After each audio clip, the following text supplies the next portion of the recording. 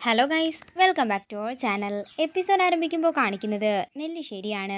ആ ഫോൺ കോളിനെ കുറിച്ചൊക്കെ ഓർത്ത് അസ്വസ്ഥനായിരിക്കുകയാണ് സന്ദീപ്. അതേസമയം അനഘയോട് സന്ദീപിന് അനഘയെ വിവാഹം കഴിക്കാൻ താല്പര്യമാണെന്ന് സേതുമാധവനോട് പറഞ്ഞെന്ന് അവന്തിക പറയുകയാണ്. ഇത് കേൾക്കുന്ന അനഘയ്ക്ക് സന്തോഷമാകുന്നു. ഷോ, എന്നാലും ആ സമയം ഞാൻ ഇവിടെ ഇല്ലാതായി പോയല്ലോ. ഒരുപക്ഷെ ഞാൻ ആത്മഹത്യക്ക് ശ്രമിച്ചപ്പോഴായിരിക്കും അവൻ എന്നോട് സ്നേഹം തോന്നിയത്. എന്താണെങ്കിലും നല്ല കാര്യം തന്നെ. പക്ഷേ ഇതിലെന്തോ ഉള്ളതുപോലെ എനിക്ക് തോന്നുന്നെന്ന് അവന്തിക പറയുമ്പോൾ അനഘ പറയുകയാണ്, ചേച്ചി പറഞ്ഞതുപോലെ ഇപ്പോൾ എനിക്കും ടെൻഷൻ തോന്നുന്നുണ്ട്. എന്താണെങ്കിലും സന്ദീപ് നിനക്ക് തന്നെയാ മോളെ. സേതുമാധവനല്ലേ വാക്ക് പറഞ്ഞിരിക്കുന്നത്, ആ വാക്ക് എന്താണെങ്കിലും പാഴായി പോകില്ല. പിന്നീട് കാണിക്കുന്നത് സച്ചിയും അർച്ചനയുമാണ്. സന്ദീപിന്റെ തീരുമാനത്തിനോട് സച്ചിക്ക് യോജിക്കാനേ ആകുന്നില്ല. എന്നാലും ആതിരയെ മറന്ന് അവൻ അനഘയെപ്പറ്റി ചിന്തിച്ചപ്പോൾ എനിക്ക് നല്ല ദേഷ്യം തന്നെ വരുന്നുണ്ടെന്ന് സച്ചി പറയുമ്പോൾ അർച്ചന പറയുകയാണ്, അവൻ ഇങ്ങനെ ചിന്തിച്ചതിന് പിന്നിൽ എന്താണെന്ന് വേണം നമ്മൾ ആലോചിക്കാൻ. അന്ന് അജയൻ പിടിച്ചുകൊണ്ടുപോയി തല്ലിയപ്പോൾ പോലും അവന് ഇങ്ങനെ ഒരു ഭാവമാറ്റം ഉണ്ടായിരുന്നില്ല. അതിന്റെ അർത്ഥം അവനെ ആരോ ബ്ലാക്ക്മെയിൽ ചെയ്യുന്നുണ്ടെന്നാ. അത് ചിലപ്പോൾ ഇവിടെയുള്ള ഓരോരുത്തരുടെയും ജീവൻ വെച്ചാകാം. അവൻ ആരോടും ഒന്നും പറയാത്തതാകാം. എന്നോട് ഇതേപ്പറ്റി അവൻ രാവിലെ പറഞ്ഞിരുന്നതാ. അവനെ ആരോ വിളിച്ചിരുന്നെന്നും ഭീഷണിപ്പെടുത്തിയെന്നുമൊക്കെ. പക്ഷേ ഞാൻ പറഞ്ഞു അവനെ ആരെങ്കിലും പറ്റിക്കാൻ ചെയ്തതാകുമെന്ന്. ഞാൻ ആ സമയം കാര്യമായിട്ട് എടുക്കാത്തതാ ഈ പ്രശ്നങ്ങൾക്കെല്ലാം കാരണമെന്ന് അർച്ചന പറയുമ്പോൾ സച്ചി പറയുകയാണ്, എങ്കിൽ ഞാൻ ചെന്ന് അവനോട് ചോദിക്കാം. വേണ്ട സച്ചിയേട്ടാ, ചോദിച്ചാലും അവൻ ഇനി ഒന്നും പറയാൻ പോകുന്നില്ല. എന്നാലും അതാരായിരിക്കുമെന്ന് സച്ചി ചോദിക്കുമ്പോൾ അർച്ചന പറയുകയാണ്, ഈ വീടിനെക്കുറിച്ചും വീട്ടുകാരെക്കുറിച്ചും നന്നായി അറിയാവുന്ന ആരോ തന്നെയാ അത് ചെയ്തത്. നമുക്ക് എന്താണെങ്കിലും അത് കണ്ടുപിടിക്കണമെന്നും അർച്ചന പറയുന്നു. നേരം രാത്രിയാകുന്നു. പിന്നീട് കാണിക്കുന്നത് അവന്തികയുടെ മടിയിൽ കിടക്കുന്ന അനഘയാണ്.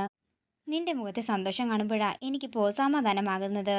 എന്നാലും നീ ആദ്യം ഒരു ബുദ്ധിമോശം ചെയ്തു. പക്ഷെ അത് കാര്യങ്ങൾ ഇത്രയ്ക്കും കരക്കടുപ്പിക്കുമെന്ന് ഞാൻ കരുതിയില്ല.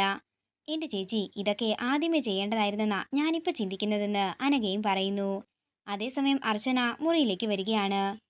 എന്താ അർച്ചനെ, അടുത്ത വെല്ലുവിളിയുമായി എത്തിയതാണോ എന്ന് അവന്തിക ചോദിക്കുമ്പോൾ അർച്ചന പറയുകയാണ്, എനിക്ക് ഏട്ടത്തിയോടൊന്ന് സംസാരിക്കണം.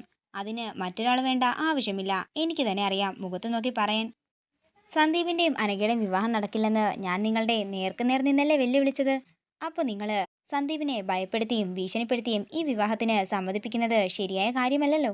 ഇത്രയും തരം താഴ്ന്ന കളിക്ക് നിങ്ങൾ ഇറങ്ങുമെന്നേ ഞങ്ങൾ കരുതിയില്ല. ഇത് കേൾക്കുന്ന അവന്തിക പറയുകയാണ്, അതിന് ഞങ്ങളാരും സന്ദീപിനെ ഭീഷണിപ്പെടുത്തുകയോ ഒന്നും ചെയ്തിട്ടില്ല. സന്ദീപ് വിവാഹത്തിന് സമ്മതമാണെന്ന് പറഞ്ഞതിന്റെ ഷോക്കിലാണ് ഞങ്ങൾ രണ്ടുപേരും ഇപ്പോഴും. അർച്ചനെ, ഞാൻ ചെയ്യാത്ത കാര്യം കൂടി എന്റെ തലയെ കൊണ്ട് വെക്കാൻ നിൽക്കല്ലേ എന്ന് അവന്തിക പറയുന്നു. നിങ്ങളാണത് ചെയ്തതെന്ന് എനിക്ക് ഉറപ്പുള്ള കാര്യമാ, ഞാനത് തെളിയിക്കുകയും ചെയ്യും എന്ന് അർച്ചന പറയുമ്പോൾ ഞാൻ ചെയ്യാത്ത കാര്യം ഞാൻ ഏൽക്കേണ്ട ഒരു കാര്യവുമില്ലല്ലോ.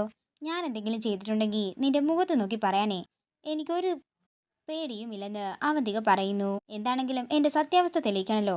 ഞാനേ ഇപ്പോൾ വരാമെന്ന് പറഞ്ഞ് അർച്ചനയുമായി സന്ദീപിന്റെ മുറിയിലേക്ക് പോവുകയാണ് അവന്തിക. അതേസമയം സച്ചിയും അങ്ങോട്ടേക്ക് വരുന്നു. തുടർന്ന് അവന്തിക സന്ദീപിനോട് ചോദിക്കുകയാണ്, സന്ദീപെ, എൻ്റെ അനിയത്തെ വിവാഹം കഴിക്കണമെന്ന് പറഞ്ഞ് ഞാൻ നിന്നെ ഭീഷണിപ്പെടുത്തുകയോ സ്വാധീനിക്കാൻ ശ്രമിക്കുകയോ ചെയ്തിട്ടുണ്ടോ? നീ ഇപ്പോൾ നിന്റെ ഏട്ടൻ്റെയും ഏട്ടത്തിൻ്റെയും മുമ്പിൽ വെച്ച് തന്നെ കാര്യങ്ങൾ പറയണം. ഇത് കേൾക്കുന്ന സന്ദീപ് പറയുകയാണ്, ഞാൻ എൻ്റെ ഇഷ്ടത്തിനാ അനഘയെ വിവാഹം കഴിക്കാമെന്ന് തീരുമാനിച്ചത്. അല്ലാതെ എന്നെ ആരും ഭീഷണിപ്പെടുത്തിയിട്ടില്ല. ഇപ്പോൾ എല്ലാവർക്കും കാര്യങ്ങളെല്ലാം മനസ്സിലായല്ലോ.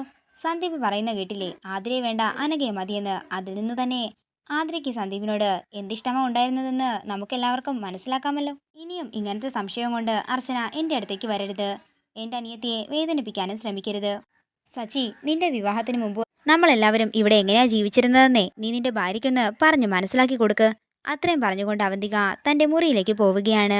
അർച്ചനെ, ഇനിയും ഇതുപോലെ ഏട്ടത്തിയോട് സംസാരിക്കാനുള്ള ഇടയുണ്ടാക്കരുത് എന്ന് പറഞ്ഞുകൊണ്ട് സച്ചിയും അവിടെ നിന്ന് പോകുമ്പോൾ അർച്ചന സന്ദീപിനോട് പറയുകയാണ്, നീ ഒളിപ്പിക്കുന്ന കാര്യവും എൻ്റെ മനസ്സിലുള്ള സംശയവും ഒന്നാണെന്ന് ഞാൻ തെളിയിച്ചിരിക്കും.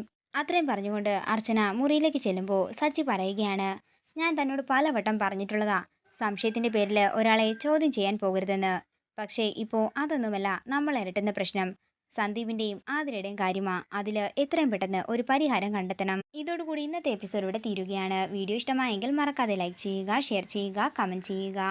കൂടുതൽ സീരിയൽ അപ്ഡേറ്റ്സിനായി മറക്കാതെ സബ്സ്ക്രൈബ് ചെയ്യുക നയൻസ് ക്രിയേഷൻസ്.